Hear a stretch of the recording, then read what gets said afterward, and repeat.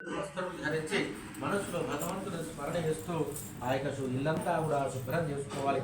మట్టి గల వాళ్ళ అయితే గోమయంతో వాళ్ళకి చక్కగా పంచరంగులు ముగ్గు వేసి ఆ ముగ్గు పైన పీఠం పెట్టుకుని ఆ పీఠం పైన తెల్లని నూతన వస్త్రం పరిచి నూతన వస్త్రమైన గడ్డలు పోసి వాటిని నిరాసనం చేయాలి.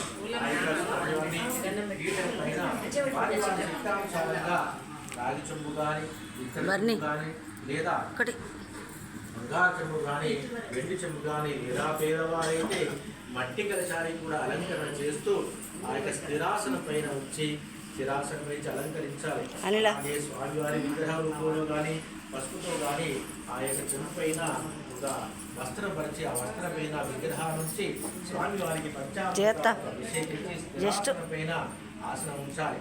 ఆ తర్వాత శ్రీ మహాగణపతిని మహాగౌరి మహాలక్ష్మీదేవిని సాత్విక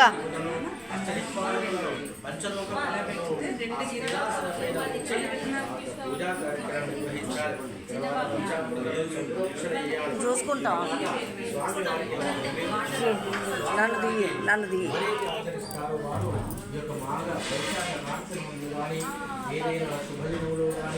అటే కొంచెం సార్ ఏం కాదు సార్, కొంచెం సార్, మొత్తం పడతలేదు, కొద్దిగానే